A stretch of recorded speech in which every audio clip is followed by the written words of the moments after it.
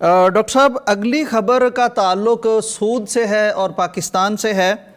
ख़बर इस तरह है डॉक्टर साहब कि शरह सूद में एक हुकूमत ने बहुत बड़ी कमी की है, जिससे मुल्की कर्ज़ों की मालियत वो 13,000 अरब रुपए तक हो गई है और इसके बड़े असरात हैं डॉक्टर साहब। कर्ज़ा जो हुकूमत ने मुख्तलिफ बैंकों से लिया है वो कम हो जाएगा।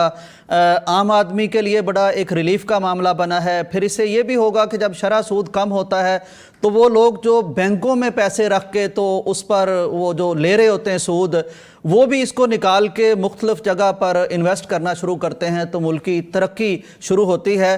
डॉक्टर साहब, ये फरमाइए कि सूद का मामला यानी ये तो अज़हर मिनश शम्स है, बिल्कुल वाज़े है, दो टोक है। हमें हमारा इस्लाम, दीन, कुरान, नबी सल्लल्लाहु अलैहि वसल्लम की अहादीस बयान करती हैं कि ये तो अल्लाह रसूल से जंग है, और जब कम करते हैं और हम खुश भी हैं तो फिर इससे पक्की हम जान क्यों नहीं छुड़ाते? क्या मसला है हमें?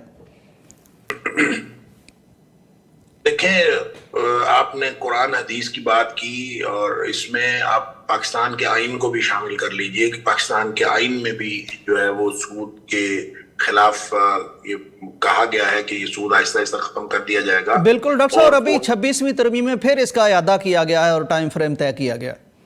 मैं वही कह रहा हूँ, वो आहिस्ता आहिस्ता कब खत्म किया जाएगा वो कभी वक्त आ ही नहीं रहा। पिछले 75-76 साल से हम इसी बात को इंतजार कर रहे हैं कि कब वो वक्त आएगा जब हम सूद से जान छुड़ा लेंगे, और कब ये हुकूमत पाकिस्तान इस बात का ऐलान करेगी कि आज के बाद सूदी लेन देन जो है वो खत्म हो जाएगा। अभी तक हम वो वो मौका और वो वक्त वो हम पा नहीं रहे।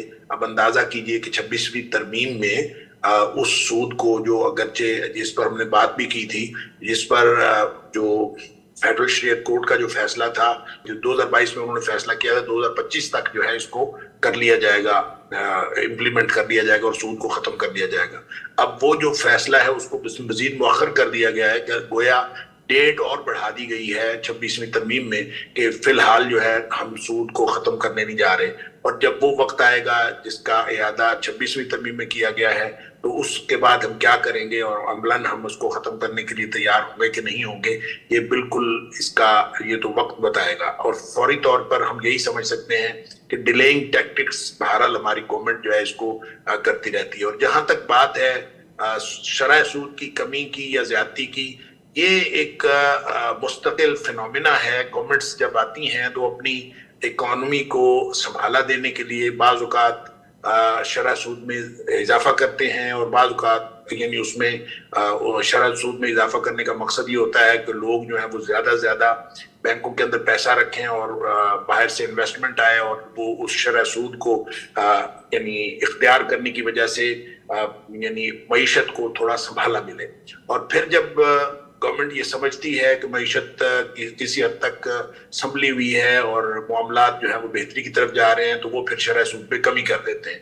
और जाहिर है कि जब शरह सूद में कमी की जाती है तो जो आपने 13,000 अरब की बात की या 1.3 ट्रिलियन की बात की, ये दाखिली कर्जा जात हैं जो बैंकों से लिए हुए कर्जे हैं। गवर्नमेंट ने जो कर्जे लिए होते हैं, फिर शरह सूद में जब कमी होती तो एकदम जो है वो उतनी जो शरह है उससे कर्जा जो है वो कम हो जाता है।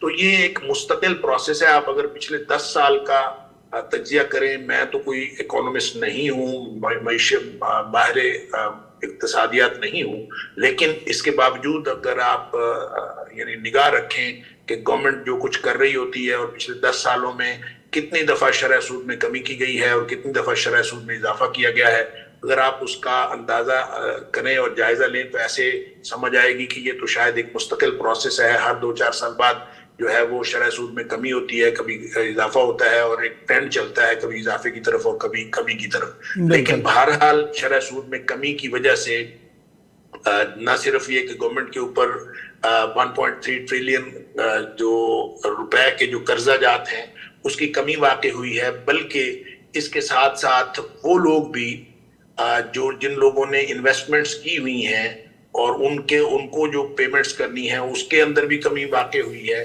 तो इस एतबार से लगता यूं है कि ये जो इंडिकेटर होता है शरह सूद में कमी करने का, ये इंडिकेटर बहरहाल मईशत के संभलने का इंडिकेटर है। इस एतबार से हम ये कह सकते हैं کہ گورنمنٹ یہ سمجھ رہی ہے کہ معیشت جو ہے وہ سنبھلنے کی طرف جا رہی ہے، اس لیے انہوں نے شرح سود میں کمی کی ہے۔ تو باقی سود سے تو جان چھڑانی ہی چاہیے، چاہے شرح سود میں آپ کمی کریں چاہے زیادہ کریں، 1% بھی رکھیں تو سود ہے، اور وہ اللہ اور اس کے رسول صلی اللہ علیہ وسلم کے خلاف جنگ ہے۔ اس سے کبھی بھی معیشت جو ہے وہ کبھی سنبھالے میں آ نہیں سکتی۔ جب آپ اللہ اس کے رسول صلی اللہ علیہ وسلم کے خلاف جنگ کر رہے ہیں تو معیشت کیسے سنبھل سکتی ہے؟ اور معیشت اگر آپ نے سنبھالنی ہے تو بالآخر اس جنگ کو ختم کرنا پڑے گا۔ لیکن بہرحال اس کو شرح سود میں کمی کرنے کا جو اس وقت کے جو اقتصادیات کے اشاریے ہیں اس کے حساب سے ایسے محسوس ہوتا ہے کہ معیشت جو ہے وہ سنبھلنے کی طرف جا رہی ہے، اور اس اعتبار سے یہ ہمارے ملک کے لیے اچھی خبر ہے۔